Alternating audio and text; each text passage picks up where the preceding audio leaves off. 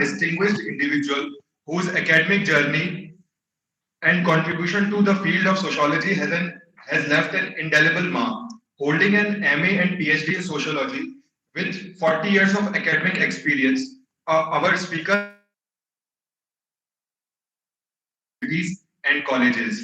With over 95 published research papers and 4 authored books to his name, he has actively participated in the implementation of various research projects by organizations such as UGC, ICSSR, and the Ministry of Social Justice, Government of India. Beyond academia, our speaker has lent his expertise to more than 160 national and international seminars and conferences, becoming a specialist in his field. His academic pursuits have taken him to countries such as Spain, Germany, France, Australia, the US, Canada, Singapore, Nepal, among others. A mentor to over 58 research scholars, our speaker has also assumed roles as a trustee of ICSSR, chairman of the Madhya Pradesh Sociological Society, and convener for Research Committee on Family Marriage Tension at Indian Sociological Society. Notably, he has played a pivotal role in e-content development for sociology as recognized by MP Higher Education Department. Recently, he chaired session at the World Sociology Congress in Melbourne, showcasing his commitment to the global discourse on sociology and presenting on women empowerment. In conclusion, it is with great pleasure that we welcome a scholar, researcher, and leader whose life work has significantly contributed the academic landscape of sociology. Please join me in extending a warm welcome to Professor Mahesh Shukla sir.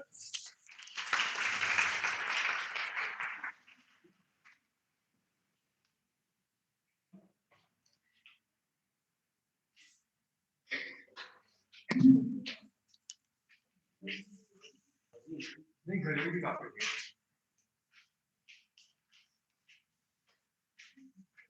Sir इससे ही control हो जाएगा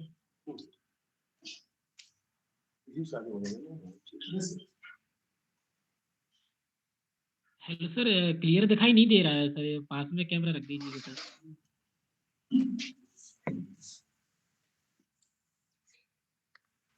hello, सुन पा रहे हैं sir? महाराजा छत्रसाल बुंदेलखंड विश्वविद्यालय sir not visible sir, Chhatarpur द्वारा आयोजित यह एडान कोर्स खासतौर से रिसर्च स्कॉलर्स के लिए, सोशल साइंस के स्टूडेंट्स के लिए बहुत ही महत्वपूर्ण है। मैं यहाँ की विदुषी कुलपति नहीं है, फिर भी नाम लेना है। डॉक्टर शोभा तिवारी जी, इस कोर्स के डायरेक्टर डॉक्टर ममता जी और पूरे स्टाफ का आभारी हूं कि मुझे इस कोर्स का एक हिस्सा बनाने के लिए आमंत्रित किया। यहाँ दो तरह के स्टूडेंट्स हैं, एक रिसर्च स्कॉलर कितने होंगे और पीजी, बाकी पीजी के स्टूडेंट्स हैं। चलिए, दोनों के लिए बहुत ही महत्वपूर्ण है। हमें जो विषय दिया गया था कि हम शोध का टॉपिक का सिलेक्शन कैसे करें और शोध के उद्देश्य का निर्धारण कैसे करें। ठीक है, मैं हिंदी में ही बात करूं क्योंकि अमूमन जब मैं हिंदुस्तान में रहता हूं तो यही सोचता हूं कि अपनी भाषा में ही बात की जाए तो अच्छा रहता है। जो इंग्लिश वाले होंगे, इंग्लिश लैंग्वेज के होंगे, तो अगर कोई प्रॉब्लम, कोई समस्या होगी बताएंगे।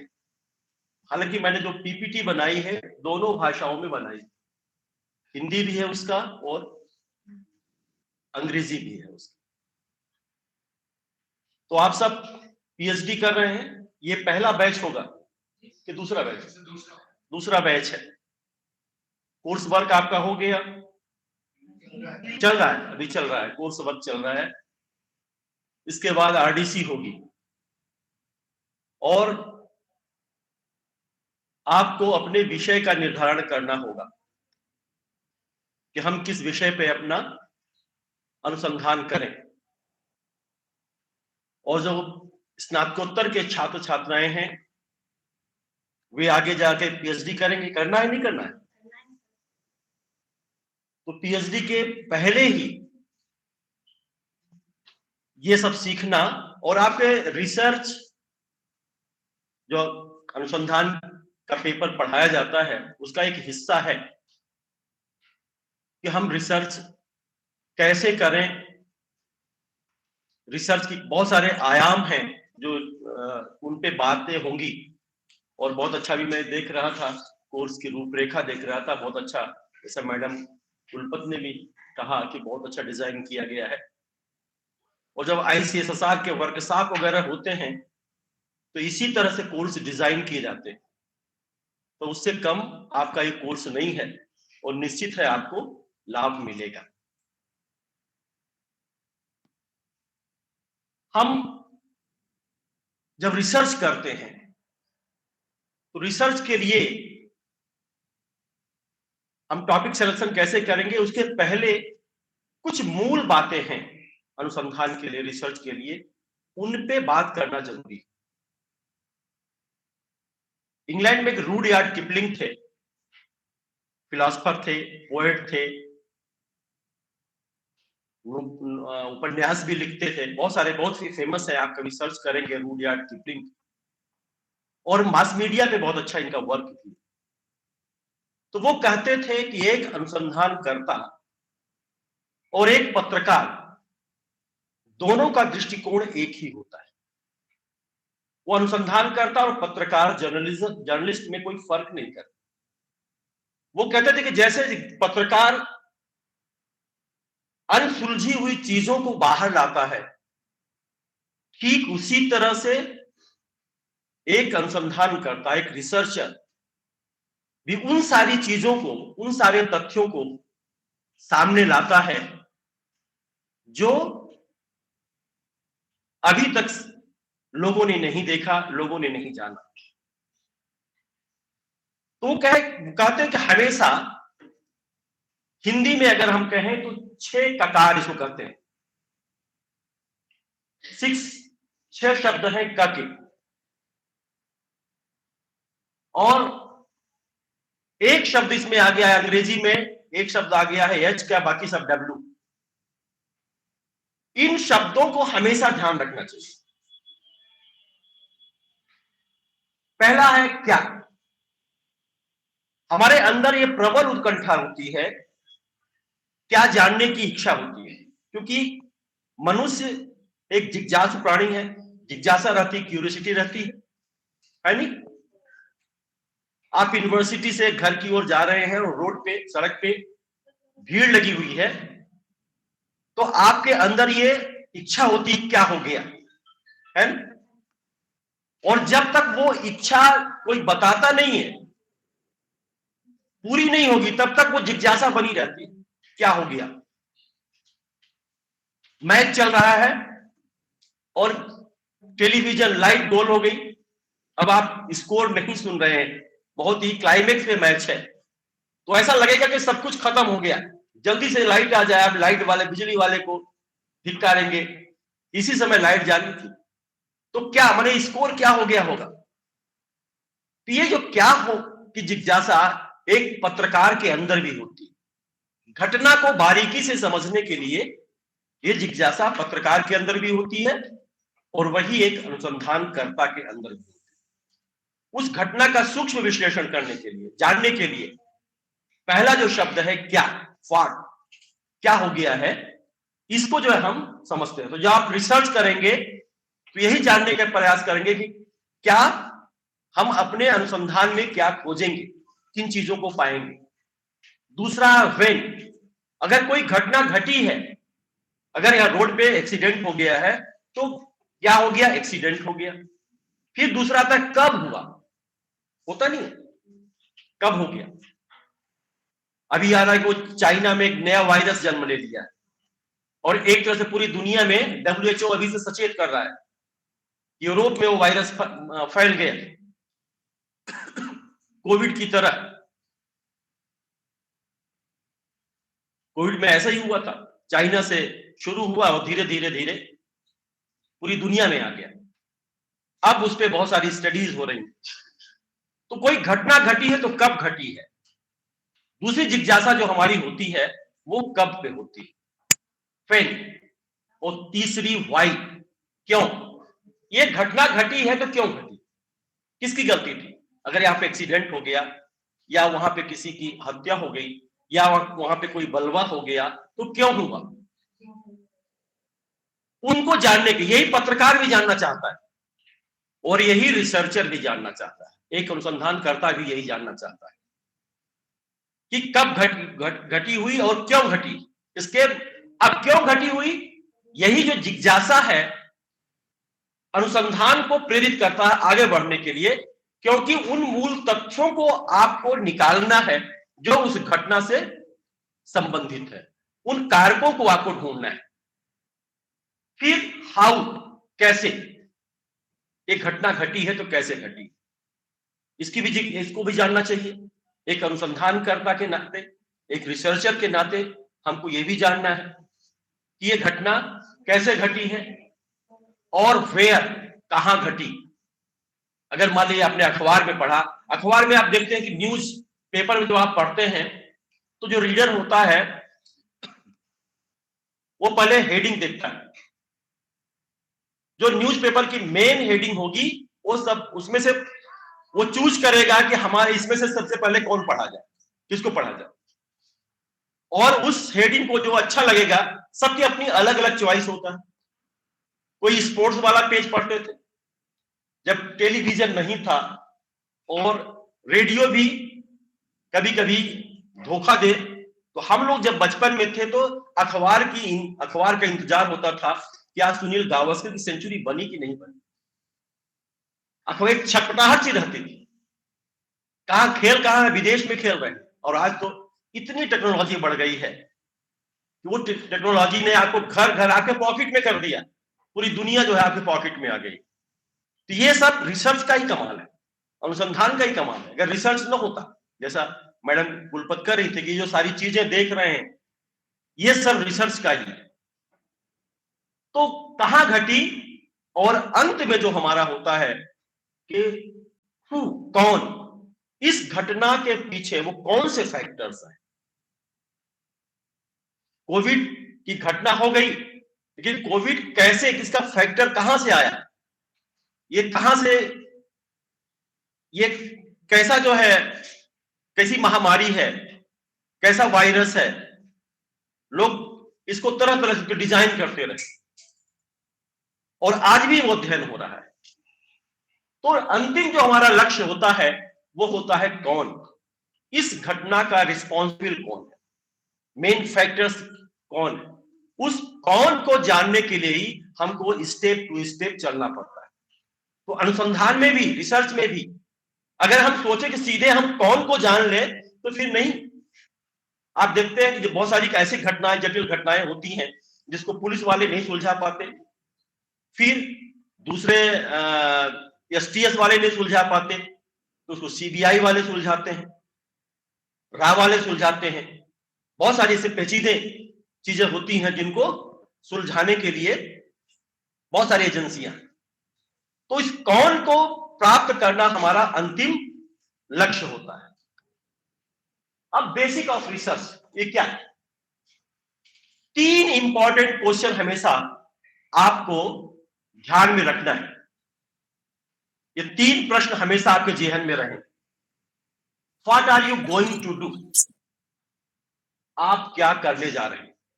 जब आप रिसर्च में जाते हैं, अनुसंधान करते हैं, तो आप क्या करने जा रहे हैं, एक पता होना चाहिए। नहीं सर क्या करने जा रहे हैं, पीएचडी करने जा रहे हैं। अरे पीएचडी तो डिग्री लेने जा रहे हैं, करने क्या जा रहे हैं। पीएचडी डिग्री तो आप प्राप्त करेंगे, लेकिन आप करेंगे क्या। तो जो पहला हमारा सवाल होता है कि हम ये करने जा रहे हैं, हम इस समस्या का हल करने जा रहे हैं। फिर how are you going to do it, आप इसे कैसे करने जा रहे हैं। आप कैसे करेंगे, रिसर्च करेंगे तो कैसे करेंगे, उसका एक समरी होगी, एक सिनॉप्सिस होगी, उस सिनॉप्सिस के अनुसार अकॉर्डिंग जो है हम चलेंगे, अध्ययन करेंगे, आगे बढ़ेंगे। कोई भी काम होता है, कोई भी आप करते हैं, तो ये 3 चीजें होती ही नहीं क्यों कि आप क्या करने जा रहे हैं, कैसे करेंगे। कोई भी आप अगर कोई कार्य को आप जो है पूर्णता प्रदान करना चाहते हैं, तो इन चीजों को ध्यान में रखना। और when are you going to do it, आप इसे कब करने जा रहे हैं। ऐसा नहीं कि हमने पीएचडी तो इनरोल्ड हो गए, आप इसके बाद सुस्त हो गए, बैठ गए, और जैसे ही टाइम खत्म होने का आया वैसे ही आप जल्दी जल्दी करने लगे, तो गड़बड़ हो जाता है। तो आपको आगे हम आपको बताएंगे कि टाइम लिमिट भी आपको बताना है, कैसे कब किस तरह से हमें चलना है, तो फिर कोई संशय नहीं है, कोई समस्या नहीं है। ये भी ध्यान में रखना। एक इंफॉर्मेशन स्किल प्रोसेस है, हर रिसर्चर के अंदर ये होना चाहिए, हर अनुसंधान के अंतर्गत अनुसंधानकर्ता के अंदर ये होना चाहिए। इन चीजों को समझना चाहिए। पहले क्या, डिफाइनिंग मतलब मैं वास्तव में क्या पता लगाना चाहता हूं, है ना। What do I really want to find out, हम वास्तव में क्या पता लगाना चाहते हैं। आप जब समस्या सुलझाना चाहते हैं, किसी समस्या का पता, तो समस्या के मूल कारणों का पता लगाना चाहते हैं कि इन चीजों का, सबके अलग अलग रिसर्च होंगे, सबके अलग अलग टॉपिक होंगे, उन सबको आपको अलग अलग सुलझाना होगा, पता लगाना होगा। फिर locating, what can I find the information I need, मुझे यह जानकारी मिल सकती है जिसकी मुझे आवश्यकता है। कैसे मिलेगी जानकारी, उसको भी हमें देखना है। किससे हमें पता लगा, हमारे रिस्पोंडेंट कौन है, हमारे उत्तरदाता कौन होंगे। बहुत सारे ऐसे रिस्पोंडेंट होंगे जो आप उनसे प्रश्न पूछेंगे, लेकिन बहुत सारे ऐसे अनुभविक व्यक्ति होंगे, बहुत अच्छे स्कॉलर होंगे, एकेडमिशियन होंगे, जिनसे भी आपको चर्चा करनी होगी कि हम इस विषय पे अध्ययन कर रहे हैं और क्या होगा, इसका पता लगाना चाहते हैं। तो ये जानकारी कैसे मिलेगी हमें, कहां से मिलेगी, हमारे references, secondary sources, primary sources. Primary sources तो हम डाटा फील्ड में जाएंगे तो करेंगे, लेकिन हमारे सेकेंडरी सोर्सेस क्या रहेंगे और कैसे हम मिलेंगे, तो उसको देखना पड़ेगा। और फिर selecting, what information do I really need to use, हम सेलेक्ट करेंगे कि इन सारे सामग्रियों में से हमें कौन सी सामग्री को आपको आवश्यकता है, हम अपने रिसर्च में करेंगे। ये भी देखना है कि हम बहुत सारी समस्याएं आएंगी, बहुत सारी फैक्ट्स आपको मिलेंगे, लेकिन उन तथ्यों में से आपको सेलेक्ट करना पड़ेगा कि हाँ, इन तथ्यों को हम अपने अध्ययन में समाहित करेंगे, अध्ययन में लेंगे। जो फालतू के तथ्य हैं उनसे हटेंगे। कभी कभी होता है, अभी कल एक ऑनलाइन पीएचडी वाइवा चल रहा था, तो मैंने पूछा कि तुम फील्ड स्टडी किए हो, ऑनलाइन हो रहा था, फील्ड स्टडी किए हो, तो फील्ड स्टडी, जहां फील्ड का, अपने क्षेत्र का परिचय नहीं दिए, तुम अपने शहर का परिचय क्यों दे दिए। इतनी नदियां हैं, इतने पर्वत हैं, इतने मंदिर हैं, इतने मठ हैं, और 40 पेज तुम लिख डाले। ये क्या होता है, वही हिस्ट्री वाला लिख रहा है, वही ज्योग्राफी वाला लिख रहा है, वही सोशियोलॉजी वाला लिख रहा है, क्यों लिख रहे हैं। हिस्ट्री वाला लिखे तो ठीक है, कोई ऐतिहासिक परिचय है, तो हमें ऐसे पीएचडी को ज्यादा पेज बढ़ाने के लिए ऐसे कचरा नहीं डालना चाहिए, कभी डालना चाहिए।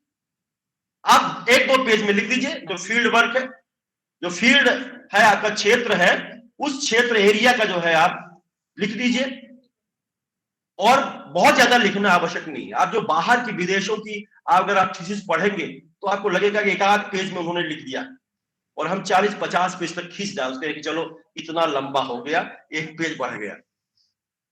पहले इतना होता था, कितने पेज हम थीसिस लिखते, 300 से नीचे नहीं होना चाहिए। लेकिन आप अच्छी थीसिस लिखिए, 150, 150 पेज की लिखिए, लेकिन बहुत ही कंक्रीट रहे, बहुत अच्छी रहे, लॉजिकली बहुत स्ट्रांग रहे, तो निश्चित है वो कोई आपको रिजेक्ट नहीं करेगा। पेज देख करके कभी भी थीसिस को वैल्यूएशन नहीं होता है, उसमें कंटेंट देखा जाता है कि आपने क्या अध्ययन किया है, क्या प्राप्त किया है। तो मुझे अब आप सेलेक्ट करेंगे कि मुझे वास्तव में इन तथ्यों में से किस जानकारियों को समेटना है। फिर organizing, how can I use this information, मैं इस जानकारी का उपयोग कैसे करूंगा। ये आपको स्ट्रक्चरिंग करना, ऑर्गेनाइजिंग करना है। कैसे आप करेंगे, यूज कैसे करेंगे, टेबल लगाएंगे, ग्राफ लगाएंगे, स्टेटिस्टिकल अप्रोच लगाएंगे। आजकल तो SPSS आ गया है, आपके इसमें कोर्स में है। SPSS इतना अच्छा है कि आप उसमें स्टैटिस्टिक मिल जाएगी, ग्राफ भी आ जाएंगे, सारी चीजें एनालिसिस हो जाएगी। हम लोग जब PhD किए तो मास्टर चार्ट बनाना पड़ता था, सारे प्रश्नों के बहुत बड़े चार्ट में। इस समय कंप्यूटर बाबा नहीं थे। आप तो कंप्यूटर के आ जाने से बहुत सारी सुविधाएं हो गई।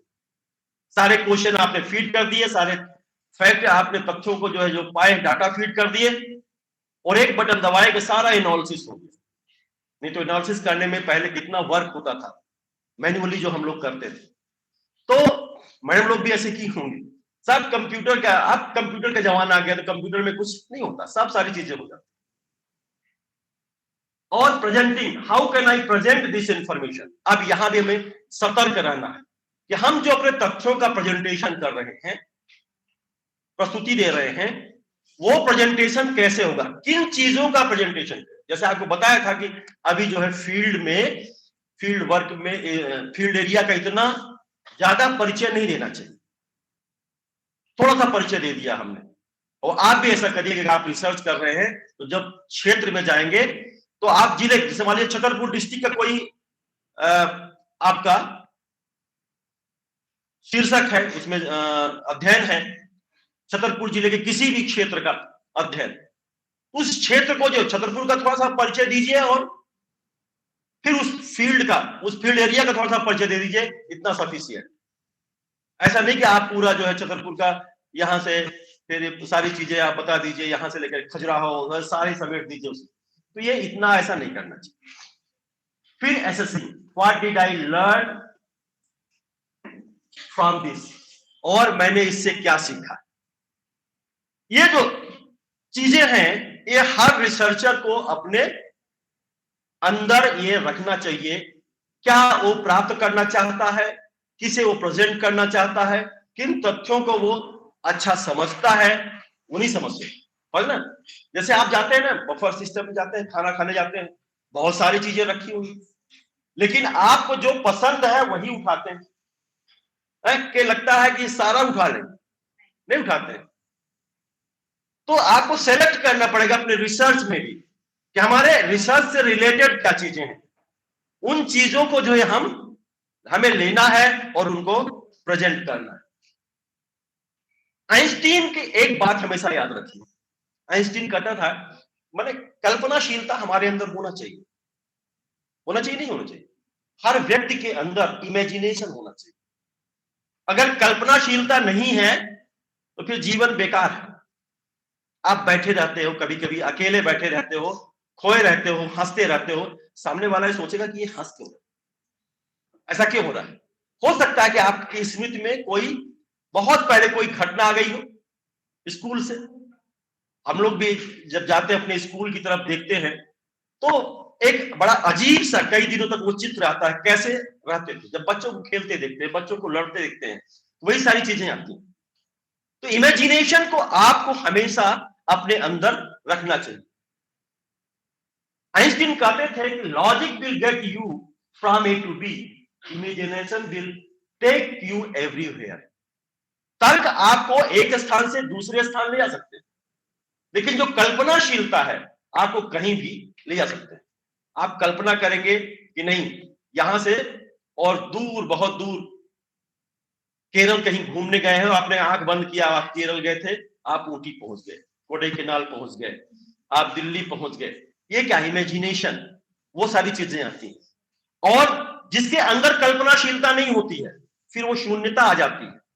इसलिए इसको हमेशा जिंदा रखना चाहिए, चाहे वो रिसर्चर हो चाहे रिसर्चर ना हो, तभी इमेजिनेशन को आप भी अपने बहुत सारे, आप ही की तरह जब हम लोग भी पढ़ते थे तो जब टीचर पढ़ाते थे तो लगता था मेरा मेरा भी विजन लगा क्या हमको भी ऐसा मौका मिलेगा कि हम भी पढ़ाएं और बड़े अच्छे से पढ़ाएंगे, बहुत अच्छे से। जैसे हमारे बहुत सारे टीचर रोल मॉडल हमारे डॉक्टर DS बघेल थे, पढ़ाते थे, प्रोफेसर PC खरे थे, ये पायनियर सोशियोलॉजिस्ट हैं मध्य प्रदेश के। तो ये जब लगता था तो पढ़ाते तो लगता था कि हाँ क्या हमको भी ऐसा कभी मौका मिलेगा, और मिल गया। एक कल्पना, उस कल्पना को हम जिंदा रखें।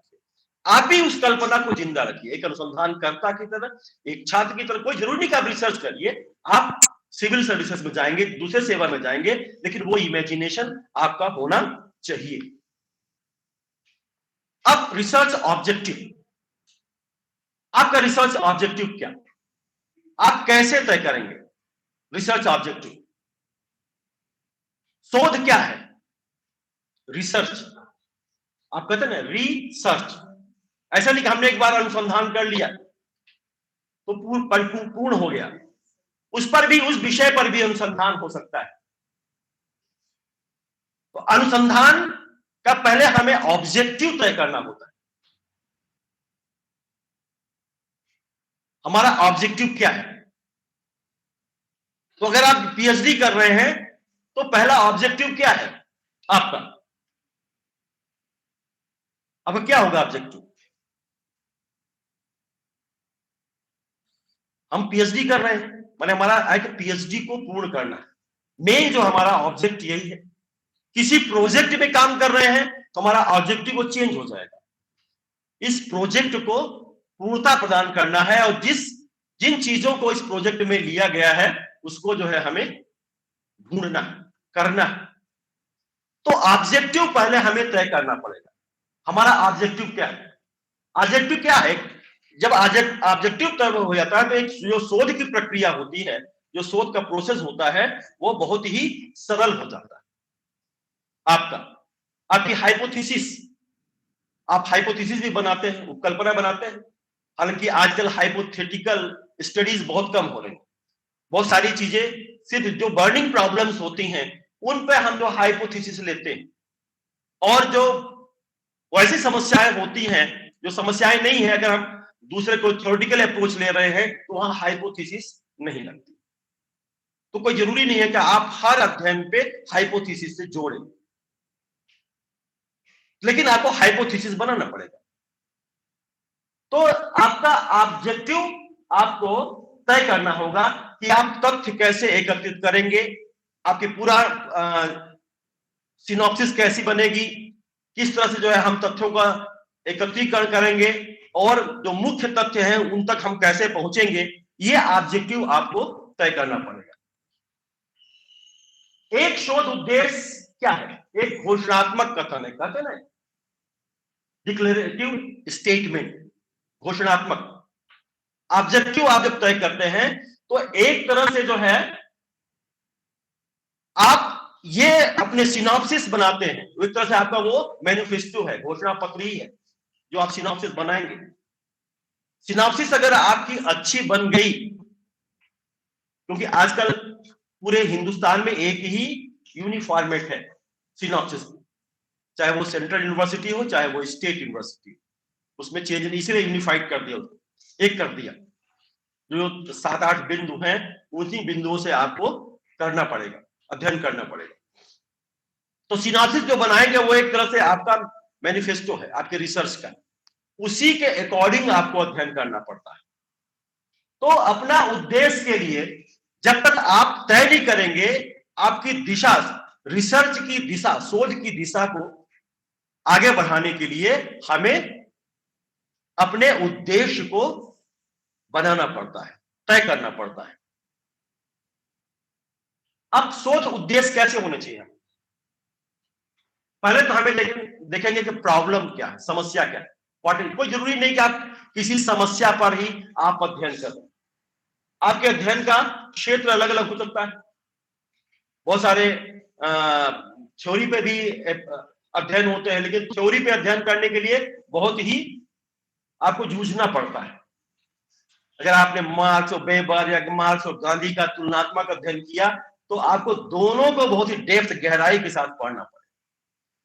क्या इंपैक्ट पड़ा सोसाइटी का, क्या वेस्टर्न सोसाइटी पे, क्या इंडियन सोसाइटी पे क्या इंपैक्ट पड़ा दोनों में, क्या सिमिलरिटी है, क्या डिफरेंटिएशन है, इन सारी चीजों को जो है आपको लिखना पड़ेगा। लेकिन अगर आपने किस प्रॉब्लम को लिया है तो सबसे पहले आपको जानना होगा कि आपका समस्या क्या है, व्हाट इज द प्रॉब्लम, और ये देखना पड़ेगा कि ये समस्या क्यों है। उस समस्या को जानने का ही इच्छा जो है आपकी रिसर्च का मुख्य बिंदु है कि ये समस्या क्यों, ऐसा क्यों। कभी कभी होता है ना, आप परिवार में रह रहे हैं और परिवार में अगर ज्वाइंट फैमिली है तो अक्सर कुछ ना कुछ हो जाता, लड़ाई झगड़े होते हैं। अब कोई विवाद हो गया, सास और बहू में अनबन हो गई, मान लीजिए दोनों बात नहीं कर रहे हैं एक दूसरे, तीसरे को लगता है कि नहीं आज एक दो दिन से थोड़ा गरु गंभीर है, तो जो मुखिया होता है वो क्यों गरु गंभीर, ये आप पुराने अगर आप उपन्यास नॉवेल पढ़ेंगे, कहानियां पढ़ेंगे, चाहे प्रेमचंद्र की हो, चाहे दूसरे राइटर्स हो, बहुत सारी सोशियोलॉजी और बहुत सारे समाज विज्ञान के अंश आपको जीवन के बहुत सारे पक्ष देखने को मिलते, तो उस क्यों का पता लगाएंगे भाई, क्यों बात। एक टूटी डाली थी उपेंद्र नाथ अष्ट एकांकी, अब पता नहीं बच्चे पढ़े कि नहीं पढ़े, वो फैमिली को लेकर के बहुत ही अच्छा वो एग्जाम्पल हम देते हैं बच्चों को कि टूटी डाली पे लड़के पढ़ते हैं कि देखे सर टूटी डाली कहे हैं, टूटी डाली मतलब परिवार जो क्या है, एक बैनियन जो आपके बरगद के पेड़ की तरह, उसकी अलग अलग शाखाएं, और इन शाखाओं में माने हर मेंबर है। अब उस घर में एक नई बहू आ जाती है, नई बहू मतलब मॉडर्न बहू आ जाती है।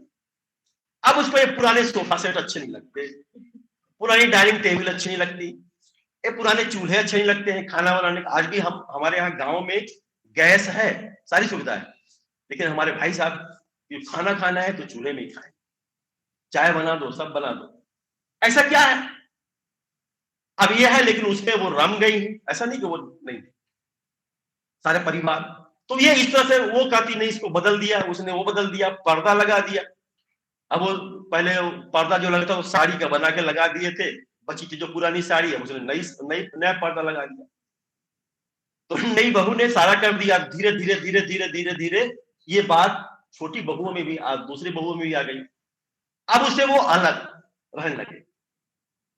अब ये बात धीरे धीरे धीरे धीरे घर के मुखिया, कभी पढ़िएगा घर के मुखिया में पढ़ते, तो घर के मुखिया जो है सबको बुलाते बैठाते, ये पता चल गई, ये अब लगता है कि छोटी बहू से ये अलग हो गया, छोटी बहू अलग रहेगी, परिवार टूट जाएगा।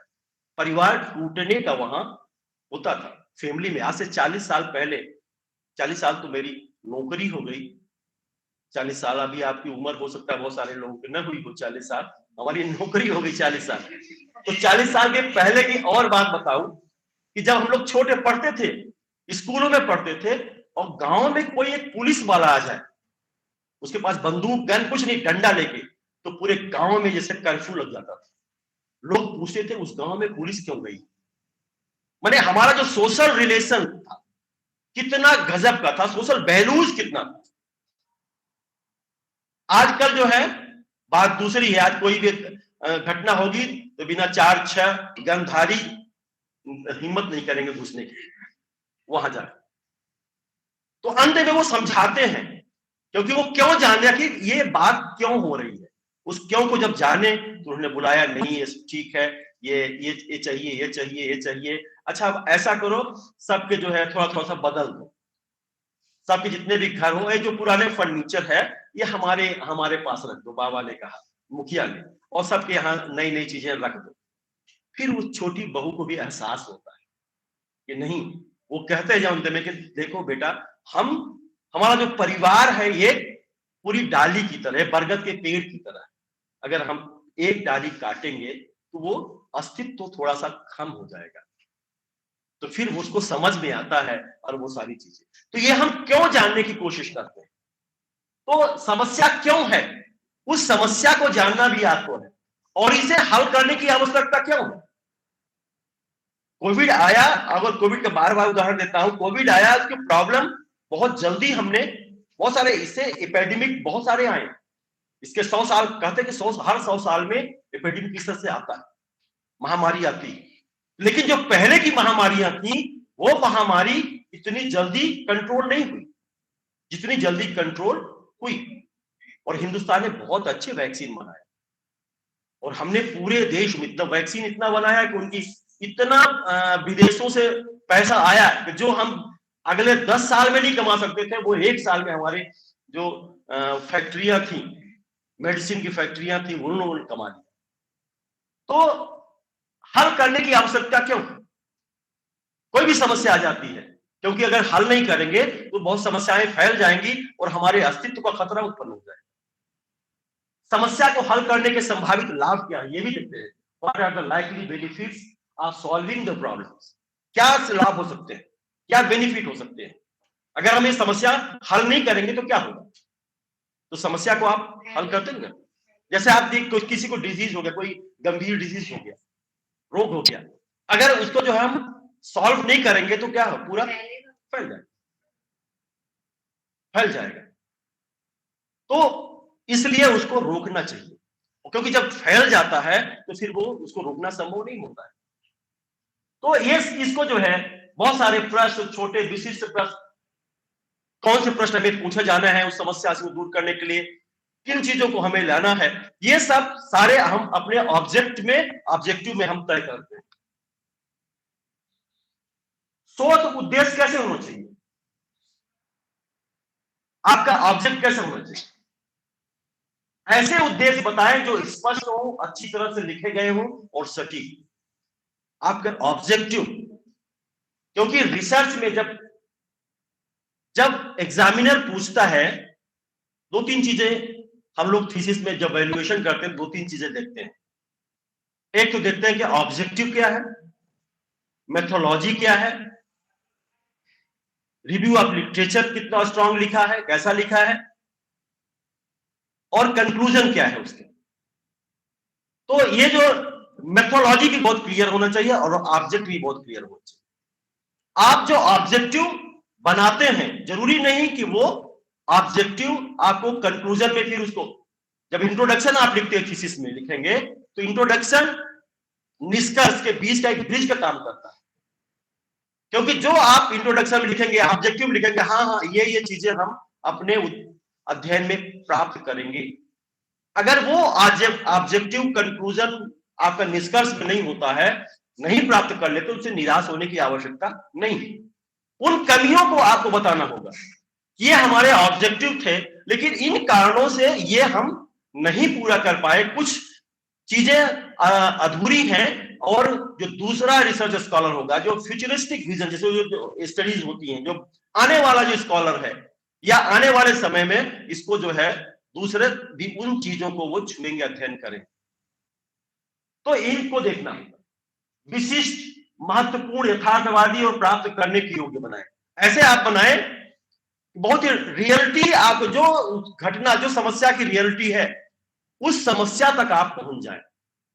उस समस्या को ऐसे ऑब्जेक्ट आपको बनाना चाहिए। ऐसा नहीं कि आपने ऑब्जेक्ट को बहुत बढ़िया बना दिया, आपने विषय ऐसा चुनाव कर लिया कि आप वहां तक पढ़ना आवश्यक नहीं।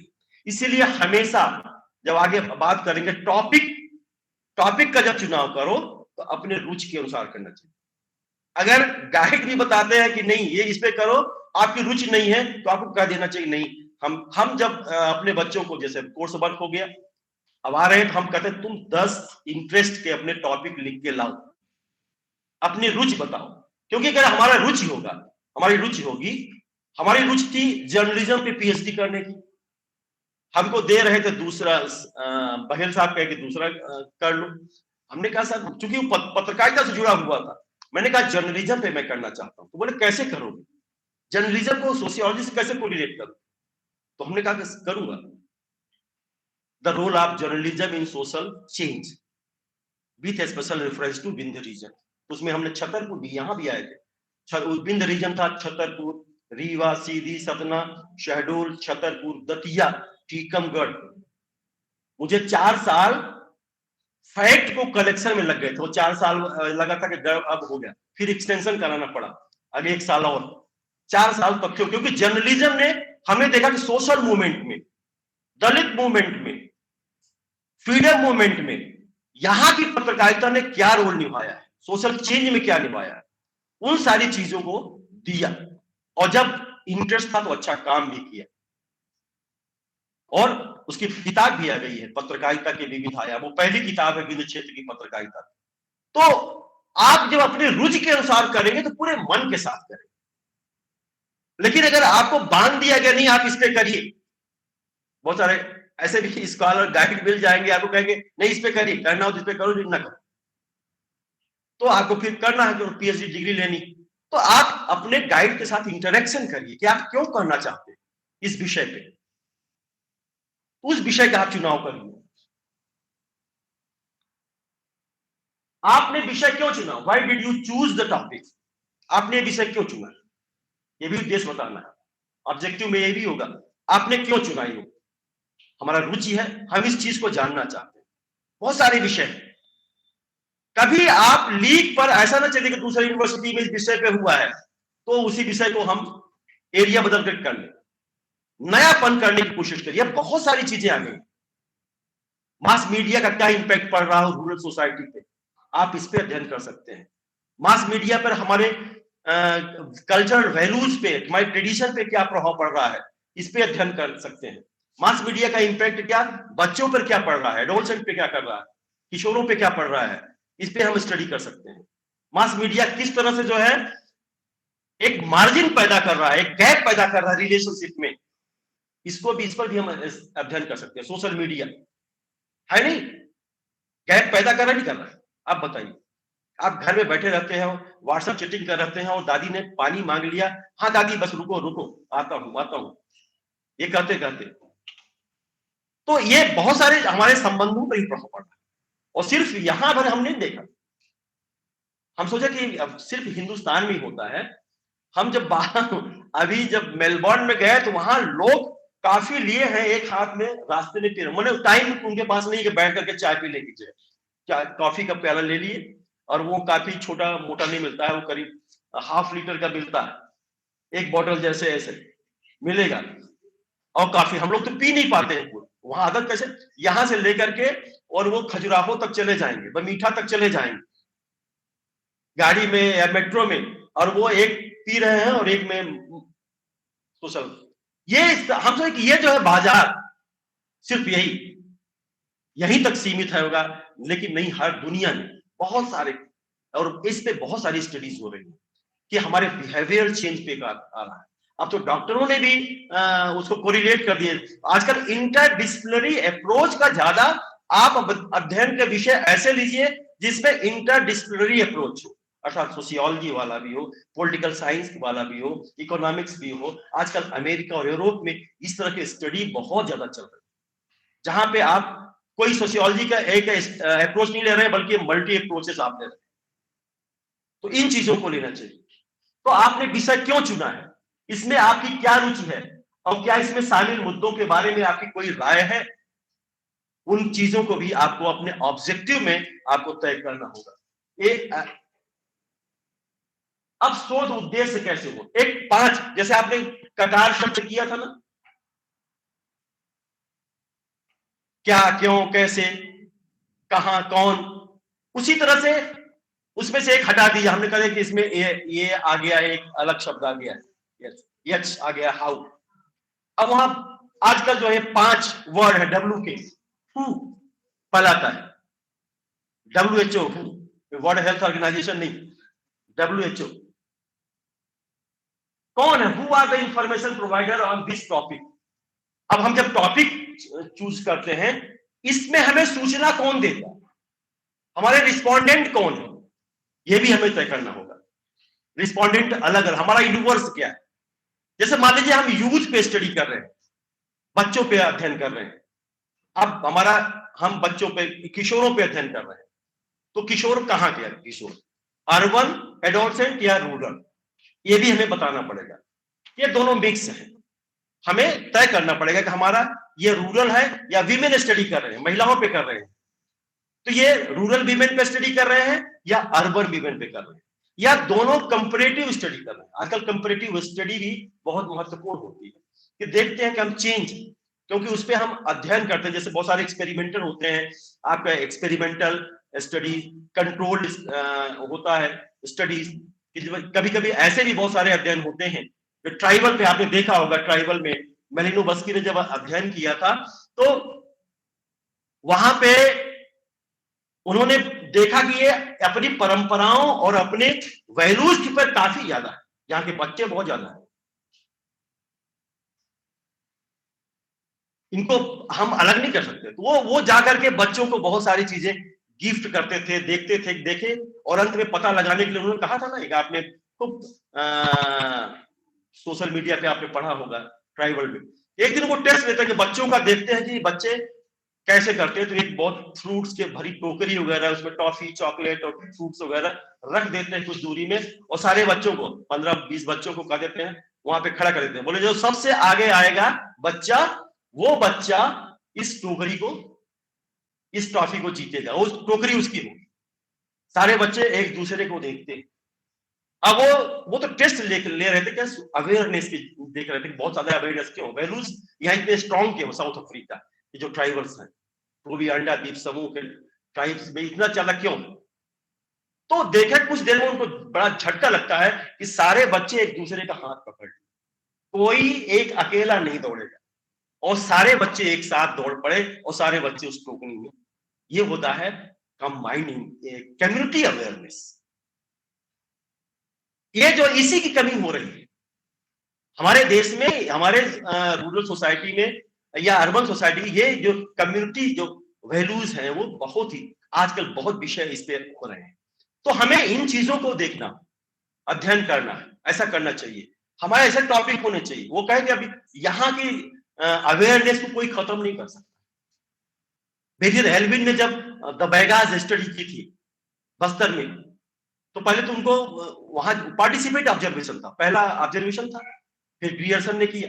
तो बैगाज में उन्होंने जब अबू जमाड़ एरिया में गए थे तो उनको कोई घुस, उनके पास कोई आता नहीं, धीरे धीरे धीरे वो उसी तरह से रहने लगे, एक झोपड़ी बनवा लिए, झोपड़ी में रहने लगे, और ताड़ी पीने लगे, जो ब्रांड विस्की और वो पीता था वो ताड़ी पीने लगे, उन्हीं की तरह रहने लगे, उन्हीं की तरह कपड़े पहनने लगे। और उनके फेस्टिवल में वो जानना चाहता है कि इनका लाइफ स्टाइल क्या है, इनका उनको चेंज करना चाहते हैं, उस पर स्टडी करना चाहते हैं। और तब जाकर धीरे धीरे फिर उनको, उन लोगों ने आत्मसात किया कि नहीं, ये हमारे परिवार, हमारे समूह का ही हिस्सा है। और उन्होंने बहुत अच्छी स्टडी की थी, द बैगाज, आप कभी पढ़िएगा वेरी रेयरली। तो इस विषय में कौन रिस्पोंडेंट होंगे ये भी आपको तय करना पड़ेगा, और विषय को कौन प्रभावित, आप इस विषय से संबद्ध संगठनों, संस्थानों के बारे में जानते हैं जिस पे आप अध्ययन कर रहे हैं, उनसे जो रिलेटेड हैं, इंस्टीट्यूशन है, संस्थाएं हैं, उनका जो है आप जानते कि नहीं जानते हैं, ये भी आपको अपने ऑब्जेक्टिव में तय करना पड़ेगा। फिर व्हाट, दूसरा आता व्हाट, हु हो गया, व्हाट आ गया। What are the major question for this topic, वो कौन से प्रश्न उभरेंगे इस समस्या का जब आप हल कर रहे हैं, तो वो कौन से प्रश्न उभरेंगे जो प्रश्न आपको वास्तविक तथ्यों तक पहुंचाने में समर्थ होंगे, ये भी आपको देखना है। इस विषय के प्रमुख प्रश्न क्या है, उन प्रश्नों का भी हमें चुनाव करना है। ऐसा नहीं, क्योंकि जब आप क्वेश्चन बनाते, कोई टॉपिक बनाते हैं, आगे एक एग्जांपल हम आपको देंगे कि तो उसमें आपके कई ऑब्जेक्टिव निकल करके सामने आते हैं, तो आपको प्रश्न भी ढूंढने होंगे। ऐसे आलतू फालतू के प्रश्न आपको नहीं बनाने होंगे, कई बार प्रश्न बनाने होंगे। प्रश्न बनाने के लिए अपने मित्रों से संपर्क करिए, बुजुर्गों से संपर्क करिए, जो उस पर स्टडी किए उनसे संपर्क करिए, अपने गाइड को दिखाइए, तब आप उसको फाइनल करिए।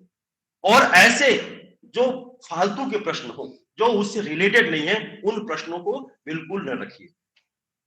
तो ये है क्या मुद्दे हो सकते हैं, क्या विचार करने के लिए मुद्दे हो सकते हैं, क्या नई चीजें आ सकती हैं, इन चीजों को जो है आप ध्यान में रखिए।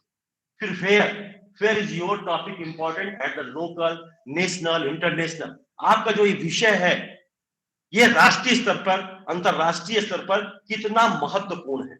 आप सिनॉप्सिस बनाएंगे तो नोटबर्थी कंट्रीब्यूशन आपका वो लिखना पड़ता है उसमें कि आप ये इसका कंट्रीब्यूशन ये जो है क्या देंगे, आप नेशनल लेवल पे क्या है, इंटरनेशनल लेवल पे क्या है, क्या महत्वपूर्ण। कोई समस्या जब आप अध्ययन करेंगे तो उस समस्या के अपने ऑब्जेक्टिव में वो भी तय करना पड़ेगा। तो आपका विषय कहाँ महत्वपूर्ण है, स्थानीय स्तर पर, राष्ट्रीय स्तर पर, अंतरराष्ट्रीय स्तर पर, क्या विषय से प्रभावित विशिष्ट स्थान है, तो उन चीजों को भी आपको हाईलाइट करना पड़ेगा। फिर then is was your topic important, आपका विषय कम महत्वपूर्ण है या था, दोनों चीजें आपका है या था। पहले भी क्या इस एरिया में, इस क्षेत्र में ये महत्वपूर्ण विषय है, या आज जो हम टॉपिक पर अध्ययन कर रहे हैं उसको ही कर सकते हैं। बहुत सारे आपके क्राइम का ग्राफ बढ़ रहा है, धीरे धीरे बढ़ रहा है, अपराध के बदलते आयाम है ना। अब साइबर क्राइम दिया गया, न्यू डायमेंशन ऑफ क्राइम्स, आप स्टडी कर सकते हैं with special reference to Chhatarpur district. अपराध के नए आयाम, छतरपुर जिले में अपराध, उसमें सारे क्राइम आ जाएंगे, आपका साइबर क्राइम भी आ जाएगा, फ्रॉड अभी आ जाएगा, ये क्राइम जो होते हैं आईपीसी वगैरह के तो होंगे ही, तरह तरह के क्राइम आ जाएंगे। पहले क्राइम नहीं थे, आपको कितना बड़े प्रेम से जो है आपको मैं एसबीआई से बोल रहा हूँ या आरबीआई से बोल रहा हूँ या ये बोलिए, ये ओटीपी बताइए, और कितने लोग, और आपको ताज्जुब होगा कि कंप्यूटर साइंस के एक प्रोफेसर इंजीनियरिंग कॉलेज रीवा के इस ठगी के शिकार हो गए, तो कौन बच सकता है बताइए। हमारे बड़े अच्छे मित्र, और हमने कहा कि आप जब शिकार हो सकते हैं, वहां से मुश्किल से 100 मीटर दूरी पर बैंक है इंजीनियरिंग कॉलेज का, वहां से उनके पास फोन आता है, अरे सर ये एक आपका खाता अपडेट कर रहा हूं, अब बता दीजिए ये ओटीपी जाएगी आपके। तो बोले कि मैं आ रहा हूं। अरे बोले काहे को आ रहे हैं, गर्मी में धूप में आप पड़ेंगे, आप पहचान नहीं रहे क्या? तो उसे अच्छा मैनेजर सिन्हा जी बोले, हाँ सिन्हा जी। और उन्होंने कहा सिन्हा जी बोल रहे, बोले हाँ सिन्हा जी बोल रहे। और उन्होंने ओटीपी बता दिया, और धड़ 40,000 रुपए जब उनके निकले, 10,000 रुपए में भागते हुए गए, बोले बंद करो, क्या हो गया, दिखाए, मतलब 40,000 ही निकले थे, ज्यादा नहीं निकले। तो जब कंप्यूटर साइंस का प्रोफेसर इस तरह से हो सकता है, तो फिर किसको आप कर सकते हैं? तो कैसे क्राइम ऐसे बढ़ रहे हैं? बहुत सारे आते हैं, इस तरह से आते हैं। एक बार हम लोग के पास भी आया, मैंने देखो इस तरह से आ रहा है, और डिपार्टमेंट में बैठे थे, सारे लोग बैठे थे, स्पीकर पे ऑन पे कर दिए और उसको 5 मिनट उलझाए रहे। जब वो मांगे कार्ड नंबर, तो हम कार्ड नंबर बताए, गलत बता दें। अरे बोले भैया ये मैच नहीं कर रहा।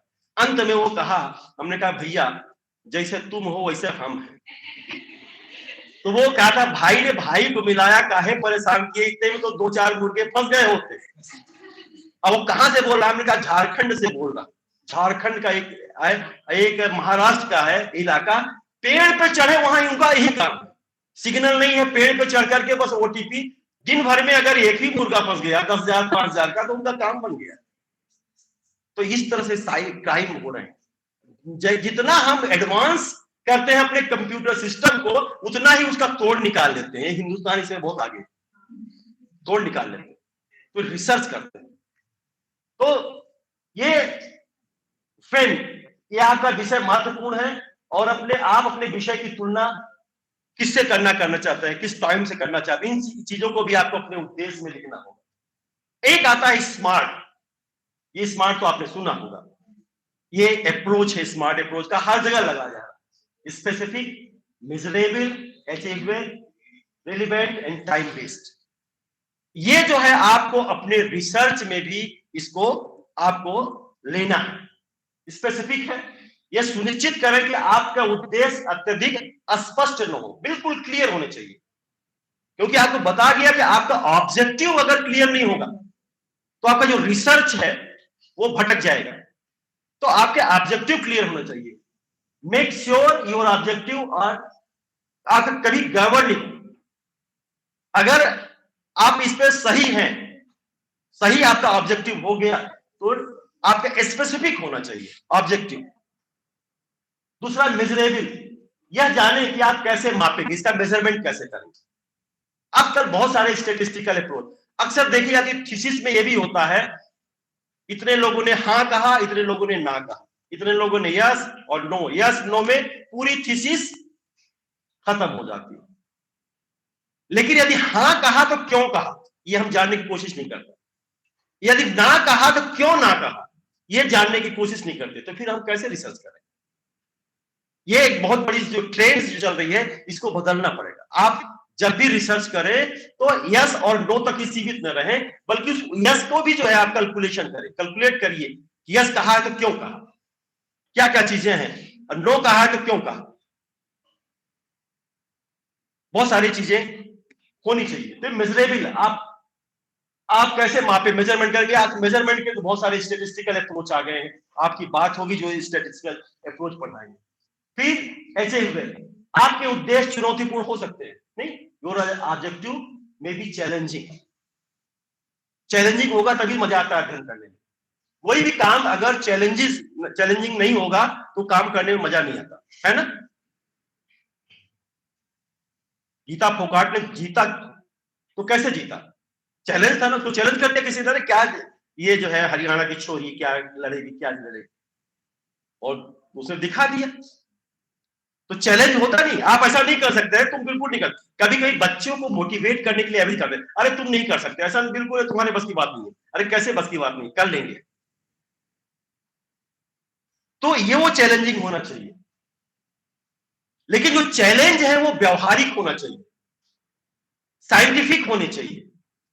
ऐसे नहीं, व्यवहारिक नहीं होंगे तो फिर वो मजा नहीं आएगी। तो उस चैलेंजिंग उसको भी जो है आपको अचीव करना है, उस चैलेंज को भी अचीव करना है कि जो विषय आपने चुना है वो बहुत ही सामयिक है, बहुत ही टाइमली, बहुत ही प्रासंगिक है, और ये है विषय। जैसे मैंने जब जर्नलिज्म पे किया तो सारे लोग यही कहते कैसे करोगे यार, सोशियोलॉजी को जर्नलिज्म से कैसे रिलेट करोगे। चैलेंजिंग था लेकिन किया, तो मजा तभी आता है रिसर्च में कि चैलेंजिंग। और हमने 1880 से लेकर 1993 तक के पूरे इतिहास को समेटा था। अब उसका दूसरा पार्ट 1993 से लेकर के और अब तक जो बदलाव हुआ है, जो हमारे जर्नलिज्म में जो प्रोफेशनल, माने अब ज्यादा प्रोफेशनल हो गए, पत्रकारिता हमारी अब ज्यादा और व्यावहारिक नहीं रही, ज्यादा प्रोफेशनल हो गई, व्यावसायिक हो गई। पहले व्यावहारिक थी,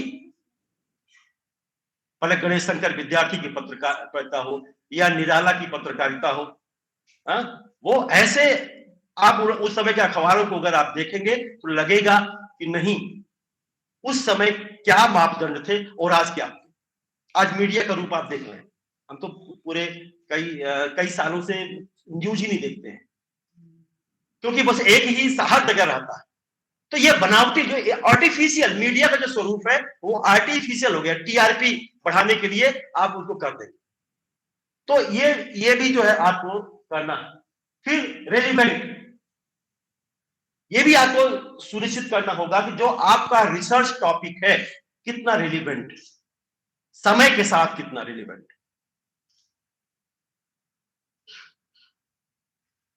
उसको भी जो है आपको तय करना होगा। ऐसा नहीं कि आपने बहुत सारे पुराने इतिहास को आपने उठा दिया। हमेशा ऐसे विषय चुनना चाहिए जो कि समय के साथ चल रहे हो।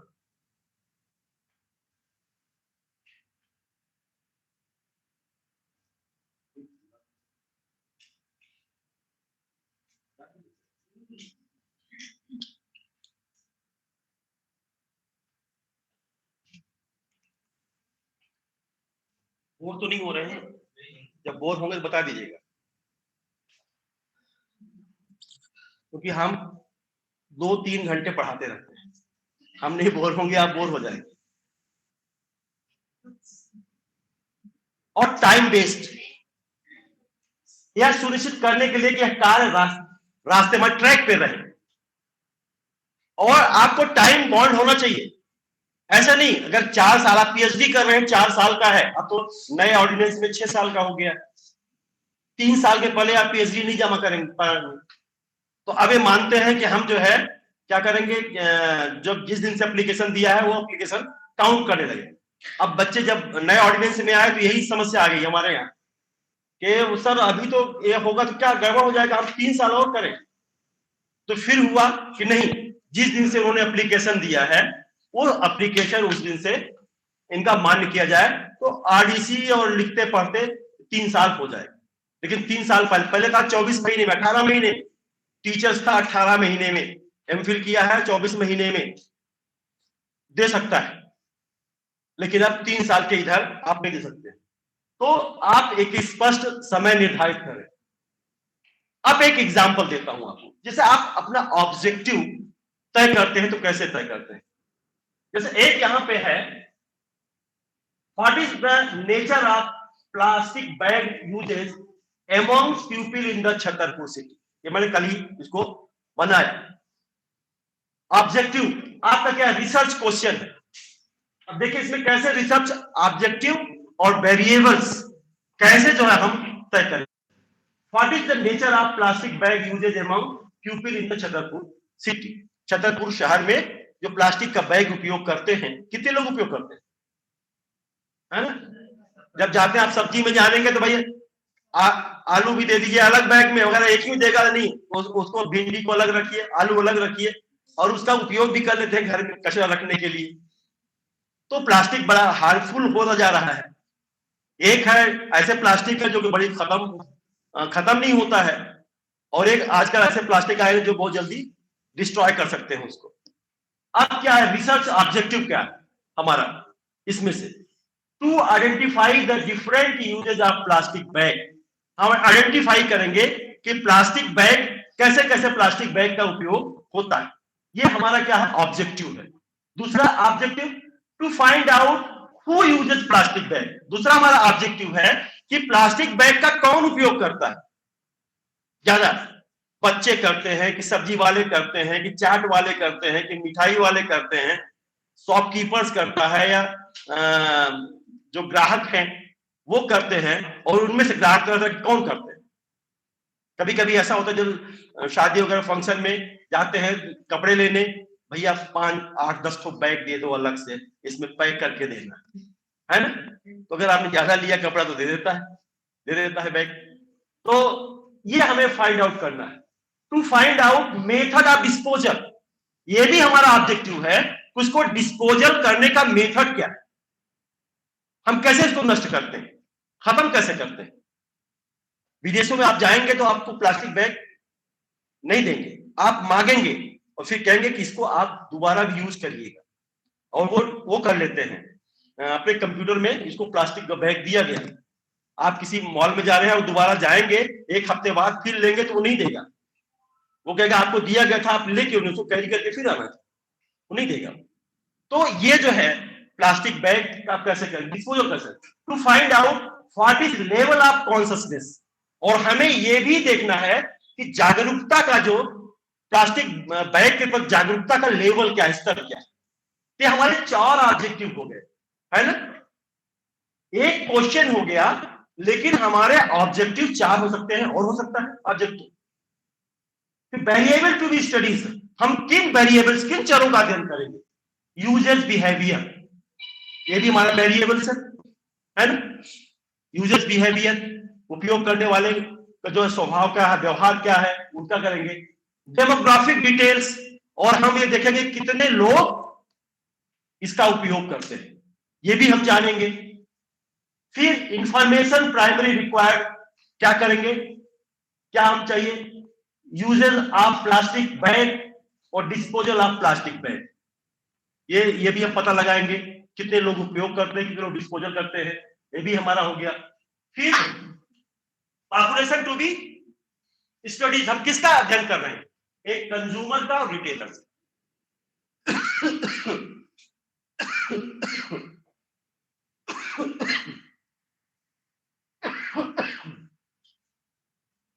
कंज्यूमर का भी कर रहे हैं और रिटेलर का भी कर रहे हैं।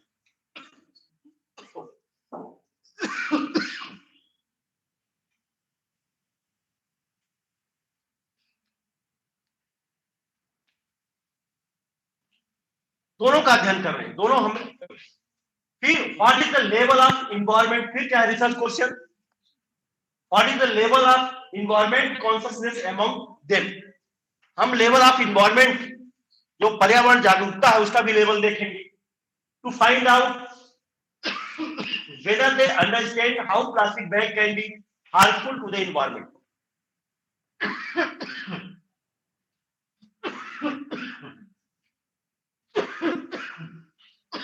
हमारा ऑब्जेक्टिव है कि ये कितना जो है हार्मफुल होता है प्लास्टिक बैग का, ये भी देखेंगे। To identify strategies to discontinue plastic bag, और हम वो स्ट्रेटजी तय करेंगे कि इसको जो है कैसे खत्म किया जाए प्लास्टिक बैग को, ये भी हमारा एक रिसर्च ऑब्जेक्टिव होगा।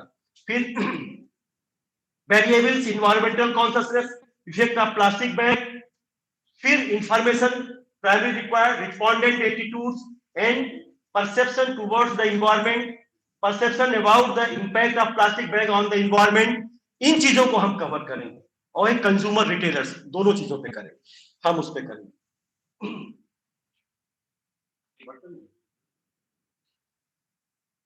दूसरी स्टाइल आ जाएगी ना, दूसरी आ जाएगी, टच नहीं है क्या? अच्छा,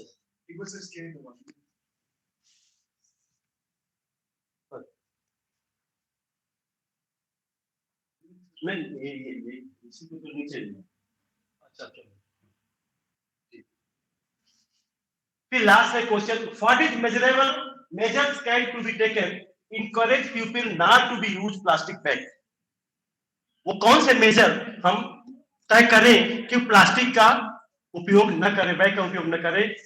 फिर अब उसमें म्युनिसिपल लॉज, ये भी हम देखेंगे कि म्युनिसिपल लॉ है क्या, इसे नियम बनाए गए कि नहीं, कितने हैं। तो ये जो है इस तरह से हम देखें कि एक क्वेश्चन से हमारे कितने ऑब्जेक्टिव तय होते हैं। तो हमें जब ऑब्जेक्टिव बनाना चाहिए तो इन्हीं चीजों को ध्यान में रख करके बनाना चाहिए। फिर एक प्रॉब्लम आइडेंटिफिकेशन कैसे करेंगे आप? प्रॉब्लम आइडेंटिफिकेशन, समस्या, जिस समस्या पर आप अध्ययन कर रहे हैं, जानकारी, उसका व्यापक जानकारी होनी चाहिए। जो अपने आपने टॉपिक बनाया है उस पर व्यापक जानकारी नहीं होगी तो फिर कैसे भी जो है आप उस पर कोई रुचि नहीं रहेगी। आप समस्या के नेचर को समझना, प्रॉब्लम के नेचर को समझना पड़ेगा, इसकी प्रकृति क्या है, इसका नेचर क्या है, कैसे जो है ये हार्मफुल है, कैसा इंपैक्ट पड़ रहा सोसाइटी पे, उसको भी जानना होगा। फिर डिस्कशन विद सब्जेक्ट एक्सपर्ट, और सब्जेक्ट एक्सपर्ट जो इस विषय पे अध्ययन कर रहे हैं, आपके कोलीग हो, आपके सीनियर हो, आपके टीचर हो, एकेडमिशियन हो, इनसे भी आपको डिस्कशन करना होगा। और रिव्यू ऑफ एक्साइटिंग लिटरेचर, ये बहुत महत्वपूर्ण हो गया है आजकल। अगर आपने रिव्यू नहीं लिखा, चाहे वो रिसर्च पेपर है और चाहे थीसिस, उसमें अगर आपने रिव्यू नहीं लिखा तो साइंटिफिक नहीं माना जाता। तो आपको रिव्यू लिखना है। पहले बड़े लड़के कंफ्यूज होते थे कि जो हम विश्वविद्यालय में इस विषय पे तक सीमित रहते थे। नहीं, रिव्यू में दुनिया में कहीं भी कोई स्टडी हुई है इस विषय से रिलेटेड, उसको आपको लेना है, ये आपको ध्यान में रखना है। फिर डिस्कशन करेंगे, डिस्कशन आपस में परिचर्चा करेंगे, संवाद करेंगे, तो वो चीजें आएंगी। फिर रिसर्च मेथड्स और अवेलेबल,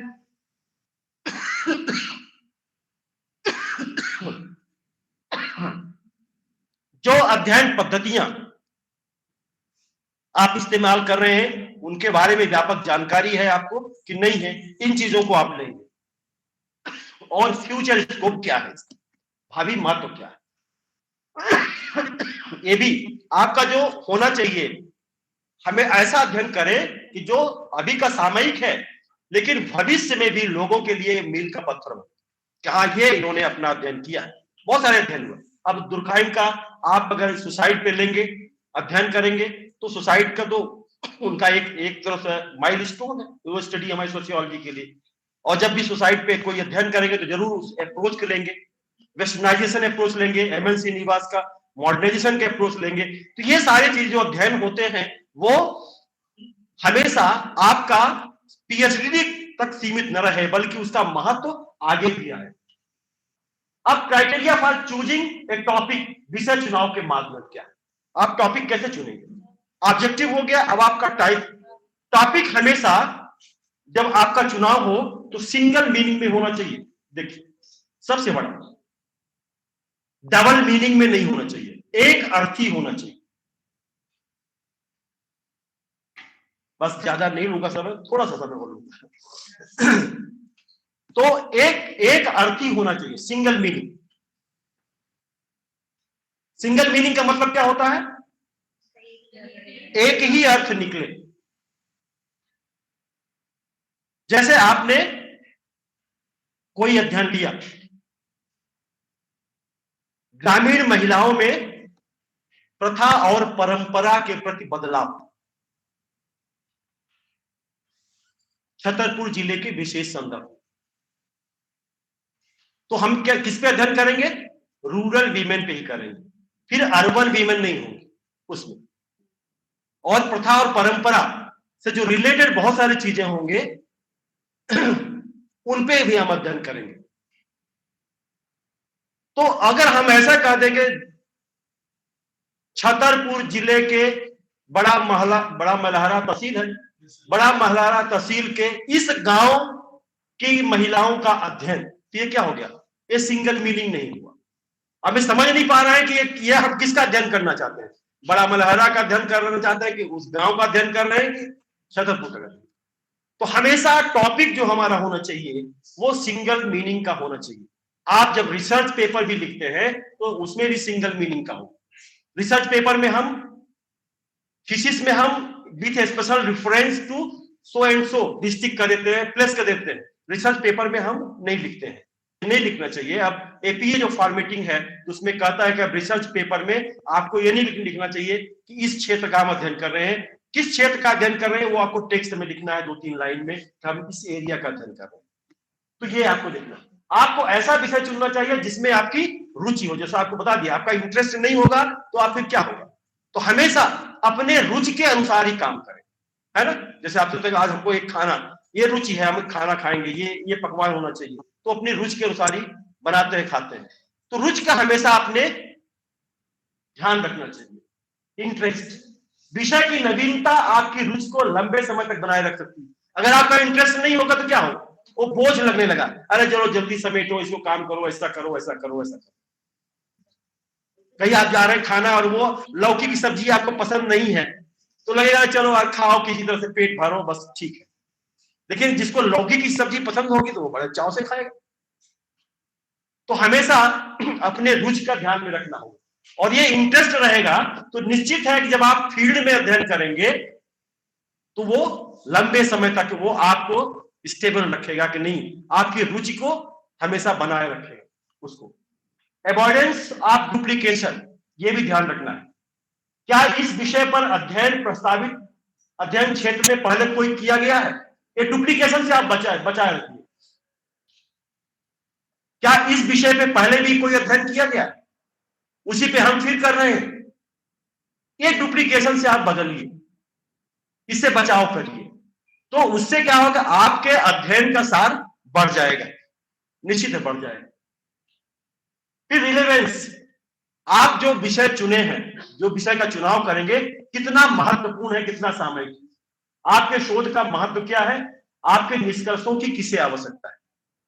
जो आपका कंक्लूजन होगा वो गवर्नमेंट तक भी जाएगा, गवर्नमेंट को भी देंगे आप, या रिसर्चर जो है वहां के एरिया कोई प्लानिंग कर रहे हैं, कोई योजना पे कर रहे हैं, बहुत सारे अध्ययन होते हैं, तो किसको आप देंगे, किसे आवश्यकता है, ये भी है ना। जैसे अभी ये लाडली बहना चल रहा है, नहीं चल रहा, लाडली बहना का करामात भी आप देखें। तो लाडली बहना वोटिंग बिहेवियर, महिला मतदाताओं के जो व्यवहार, वोटिंग बिहेवियर पे क्या चेंजेस आते हैं, इन योजनाओं का क्या इंपैक्ट पड़ता है, उसका हम वैल्यूएशन कर सकते हैं, उनका भी कर सकते हैं, इस तरह से अध्ययन कर सकते हैं। फिर ड्यूरेबिलिटी आपका, choose a subject that will still relevant for the future years. आपका जो विषय आप चुनाव कर रहे हैं, उस ऐसा विषय चुने जो भविष्य के वर्षों के लिए भी आपको याद रहेगा, हाँ इन्होंने ये अध्ययन किया। हमेशा आने वाले दूसरे लोगों के लिए जो है वो रास्ता तय करें, ये हमने अध्ययन किया था। तो ऐसे विषय आपका चुनाव करना चाहिए, ऐसे विषय को चुनना चाहिए। फिर विषय चुनाव, क्या आपके विषय में पर्याप्त सामग्री, अब आपने ऐसा विषय ले लिया, टॉपिक ले लिया जिसमें कुछ मिल ही नहीं रहा है, आप परेशान हो गए। टॉपिक दे दिया गया आपको बहुत सारे चीजें, अब उसमें कोई सामग्री नहीं मिल रहा है। जब सामग्री नहीं मिलेगी तो क्या है, आपको किसी तरह से आपको पीएचडी पूर्ण करनी, इधर उधर से भर करके, इधर उधर का भर के सबमिट करके आप करेंगे, तो तो जो रिलायबल डाटा होंगे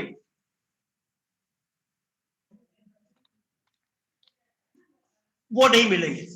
तो हमेशा अवॉइड करना चाहिए इनको। देखिए, केवल वही प्रश्न पूछे जिनका उत्तर दिया जा सके। Only ask question that can be answered. ऐसे प्रश्न न पूछे, ऐसे प्रश्नों से बचाव करें। जब आप रिस्पोंडेंट से प्रश्न पूछेंगे तो आप उन्हीं प्रश्नों पे, मैंने बहुत सारे अननोन टॉपिक पे स्टडी कराई है अपने स्कॉलर्स को, उनको दिया। मैंने कहा हम ही जैसे वो लाए टॉपिक, उनसे रिलेटेड हम भी बता देते कि ये भी हमारे दिमाग में आ रहा है, क्या इस पे कर सकते हो।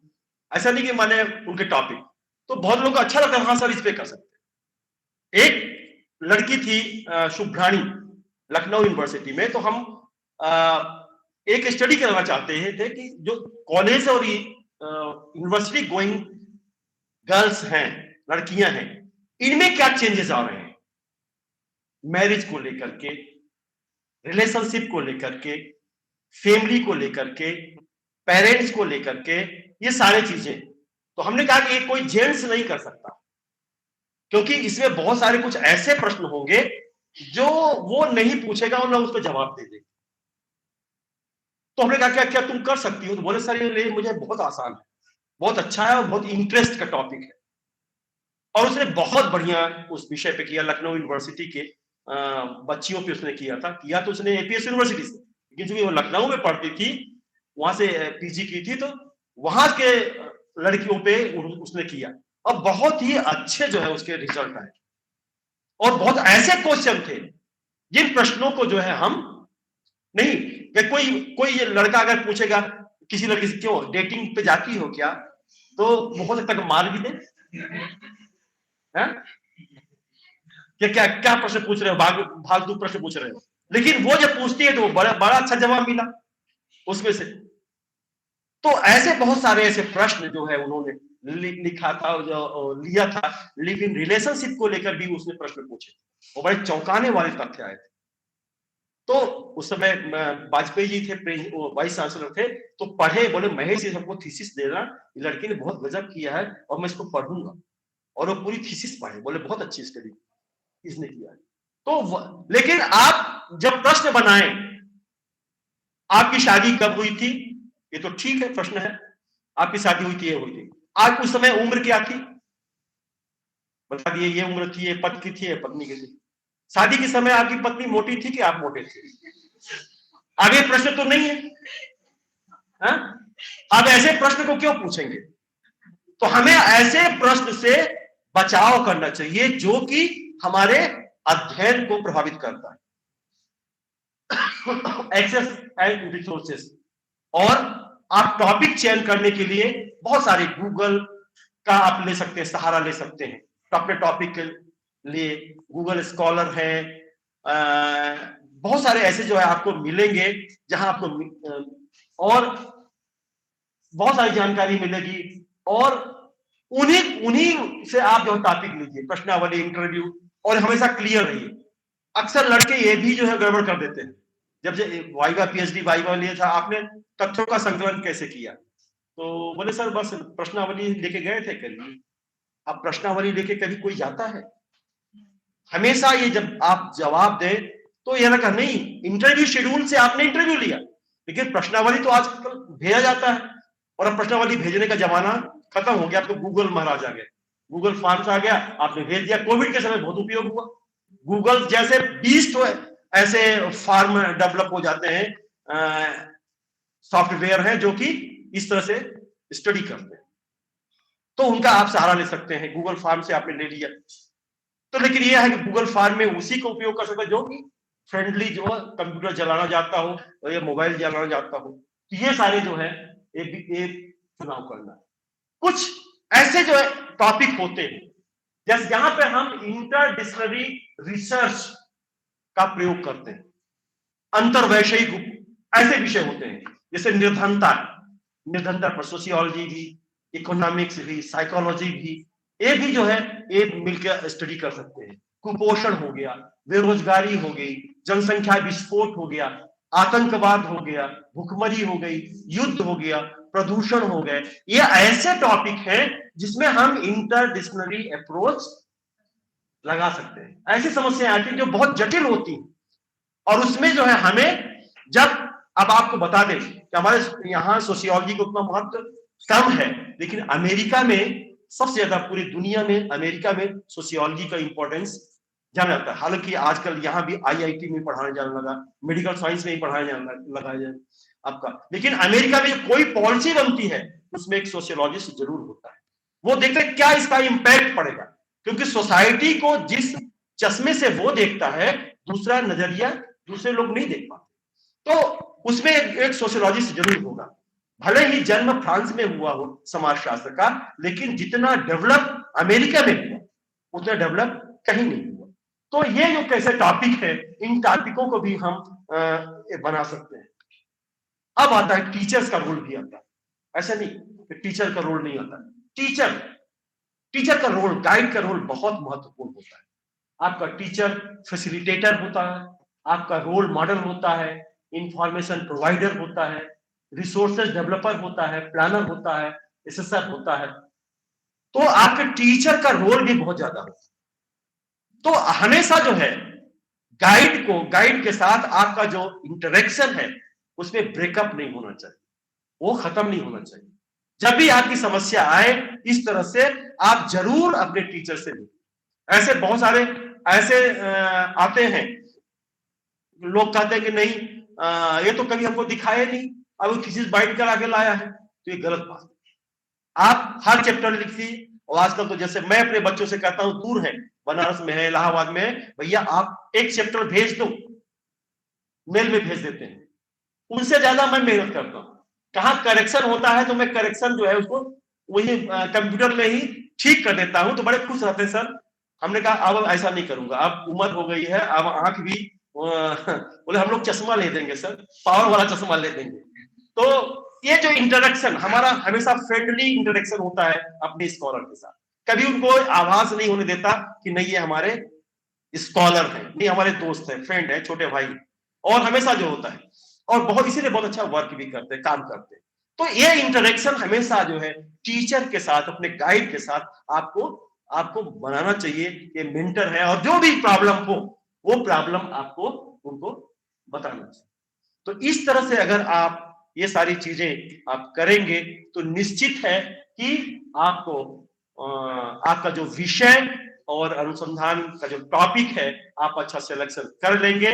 और कोई समस्या अगर आपको आती, कभी भी कोई समस्या आए, आप मेरा मेल ले लीजिए। आप जब भी आप मुझे देंगे, रिस्पॉन्स करेंगे, मैं उसका जवाब जरूर देंगे। जब मैंने पूछेंगे, आप कोई भी चीज पूछेंगे तो मैं उसका जवाब जरूर दे दूंगा। तो इन चीजों को जो है आप ध्यान रखें। अब अगर आपका कोई प्रश्न हो, कोई चीजें हो, तो आप मुझसे पूछ सकते हैं। समय ज्यादा ले लिया क्या? ठीक, और तो नहीं हुए? नहीं अभी आओ, कहते कि आप घंटा और पढ़ा सकते। बहुत सारी छोटी छोटी चीजें हैं जिन चीजों पे आपको ध्यान देना होगा रिसर्च में। कोई प्रश्न?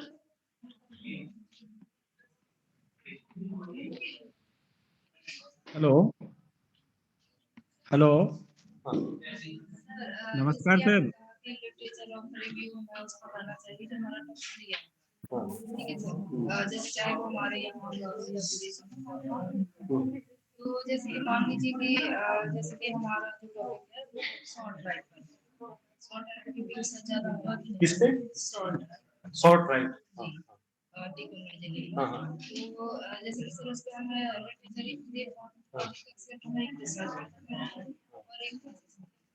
ठीक ठीक, उसमें हम मतलब आपका पूरा टॉपिक क्या है?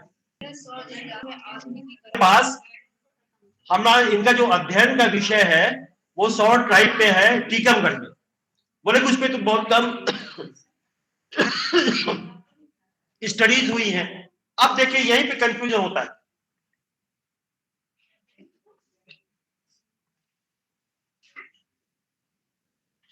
आप अध्ययन क्या कर रहे हैं? ड्राइव पे अध्ययन कर रहे हैं, शॉर्ट ड्राइव है ना। ट्राइब पे अध्ययन करें, impact of modernization on short tribe.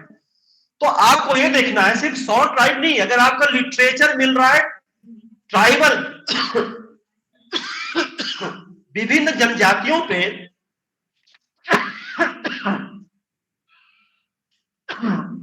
Modernisation का क्या इम्पैक्ट पड़ा, आप वहां अपने शॉर्ट ट्राइब बनने के लिए दूसरे ट्राइब पे क्या इम्पैक्ट पड़ा है उनको भी याद लीजिए, उनको भी याद दीजिए लिटरेचर में। जरूरी नहीं है अब जैसे आप वीमेन इंपावरमेंट की बात करेंगे, मान रूरल वीमेन इंपावरमेंट की बात आप कर रही हैं, मान लीजिए आपका टॉपिक है, तो आप ये रूरल वीमेन इंपावरमेंट पे अरे सर बहुत कम स्टडी हुई है, यहां नहीं हुई है, दुनिया में कहीं भी impact of modernization on tribe, जनजातियों पर मॉडर्नाइजेशन का क्या इंपैक्ट पड़ा है आप उसको रेफरेंस दे सकते हैं। गौड़ जनजाति पे पड़ा है, आप उसको कोरिलेट करिए जब अपने स्टडी में कि आप बताइए कि हम इसको अपने इन अध्ययनों से निष्कर्षों से कोरिलेट करेंगे कि वो ये प्रभाव क्या यहां भी है कि नहीं। तो कोई जरूरी नहीं कि आप 100 ट्राइब तक ही सीमित रहें, आप दूसरे ट्राइब पर भी का भी आप उसमें जिक्र कर सकते हैं। और किसी के कोई प्रश्न हो तो बेझिझक करके पूछ लीजिए। हेलो,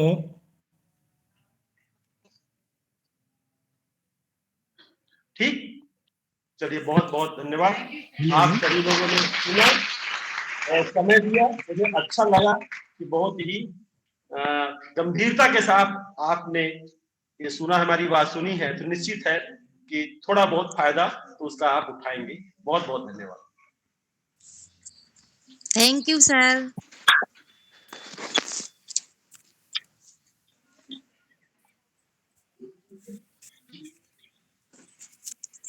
धन्यवाद सर, आपने जो कम समय में हमारे छात्रों को शोध से संबंधित जानकारी दी है, इससे सभी शोधार्थी जो छात्र है उनको बहुत लाभ हुआ है।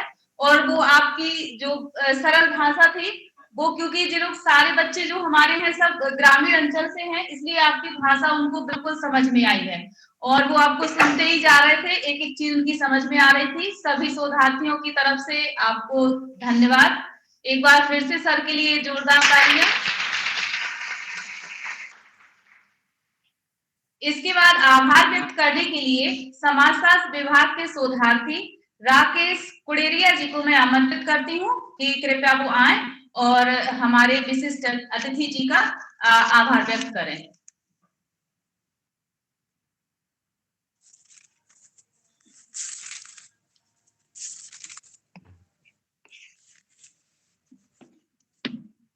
मैं राजा छत्रसाल विश्वविद्यालय छतरपुर के अंतर्गत जो 15 दिवसीय एड ऑन कोर्स संचालित हो रहा है,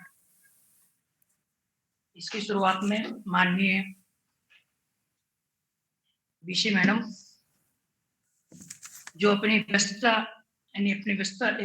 कार्यक्रम की जो उनके पूर्व निर्धारित कार्यक्रम है उनकी व्यस्तता मूलक उसमें इतना समय दिया।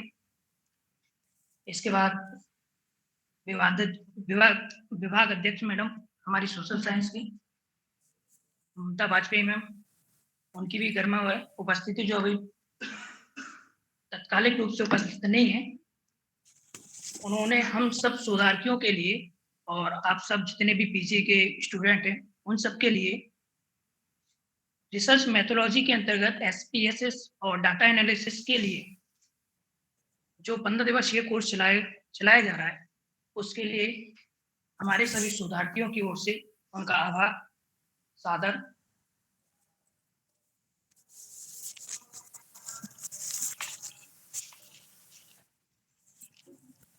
Professor Mahesh Shukla government TRS college Rewa, इनके द्वारा आज रिसर्च पेपर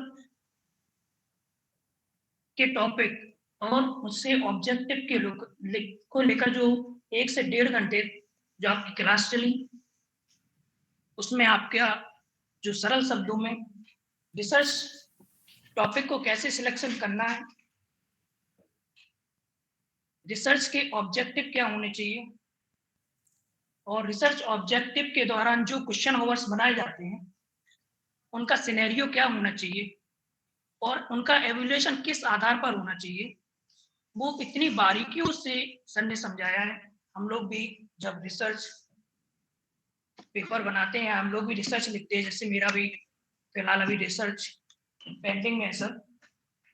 प्राइमरी एजुकेशन का उद्भव यानी प्राथमिक शिक्षा का उद्भव और उसका विकास, उस पर भी मेरा काम चल रहा है, उसका एक रूपरेखा बनाई है। लेकिन इस लेक्चर के बाद शायद मेरे को ऐसा लगता है कि जो मेरा काम 1 से 1.5 महीने का चलने वाला था, वो शायद सर 15 दिन में वो कंप्लीट हो जाए, क्योंकि सर ने इतनी अच्छी रूपरेखा उसको प्रस्तुत की है कि उसमें क्वेश्चन आवर्स क्या होने चाहिए, आपका फील्ड की वैल्यू क्या होनी चाहिए, आपको किन क्वेश्चन को सिलेक्ट करना है, किन प्रश्नों को छोड़ना है, आपके डाटा एनालिसिस की प्रोसेस क्या होनी चाहिए, और आप किन क्वेश्चन को पब्लिक के सामने रखें कि उनका क्वेश्चन आपको मिल जाए, जिन्हें आप रिस्पोंडेंट बोलते हैं, कि आपके रिस्पोंडेंट कौन हो। ये सर ने बहुत बाखूबी से समझाया है। हम लोग की कोर्स वर्क की क्लासेस शायद 4 से 5 महीने से चल रही हैं, लेकिन उसके बाद आज इस क्लास से ये महसूस हुआ है कि कहीं ना कहीं जो चीजें हम पिछले क्लासेस में छोड़ चुके थे, वो इस क्लास में या सर के मार्गदर्शन में जो हमें इतना नॉलेज मिला, उससे पूरी हुई हैं। और न केवल मेरे को, जितने भी मेरे साथी रिसर्च स्कॉलर हैं, उन सबको आगे इसमें फायदा होगा। और जो पीजी के स्टूडेंट बैठे हुए हैं, आगे यदि भविष्य में जो पीएचडी के लिए इनरोल्ड होते हैं, तो निश्चित तौर पे सर के मार्गदर्शन में जो आज आपको क्लासेस मिली हैं, या आगे 15 दिन और जो वक्तागण आने हैं या जो विषय विशेषज्ञ आने हैं, उनके माध्यम से जो आपको इंफॉर्मेशन मिलेगी, वो आपके पीएचडी या अन्य जो आपकी फील्ड होंगी रिसर्च की, उसमें आपको निश्चित तौर पे फायदेमंद होगी। सर की इतनी सरल भाषा और आपसे 1-to-1 इंटरेक्शन, और जो सर की मेंटरशिप बिल्कुल क्लासेस चली हैं, निश्चित तौर पे सर हम सभी शोधार्थियों के लिए, और जो ऑनलाइन माध्यम से जुड़े हैं, जो ऑफलाइन माध्यम से जुड़े हैं, उन सब के लिए सर सराहनीय रही हैं। बिल्कुल आपका दिल से आभार हमारे सभी शोधार्थियों की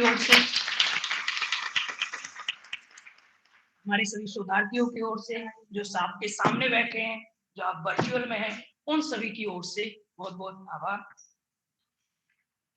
इसके बाद जो हमारे इस प्रोग्राम के कोऑर्डिनेटर रहे, जो प्रत्यक्ष रूप से भी जुड़े रहे, जो अप्रत्यक्ष रूप से जुड़े रहे हैं, सुयश हमारे बड़े भाई हैं, इनका मार्गदर्शन भी हमें मिलता रहता है, संचालक मैम, रीना मैम, और सभी लोगों का बिल्कुल आभार। इसके बाद पुनः आप सभी की ओर से हमारे शोधार्थी जितने भी हमारे डिपार्टमेंट के हैं, जो हमारे डिपार्टमेंट से बाहर के भी हैं, जो सोशियोलॉजी के हैं, अदर डिपार्टमेंट से हैं, उन सब की ओर से सर आपको बिल्कुल आभार। और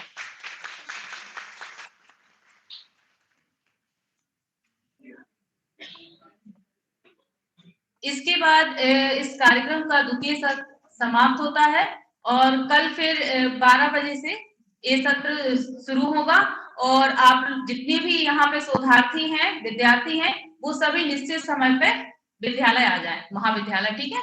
पूरा जितना भी आप लोग आज समय लगे, आज 11:30 बजे आए थे ना, कल आप लोग को 12 बजे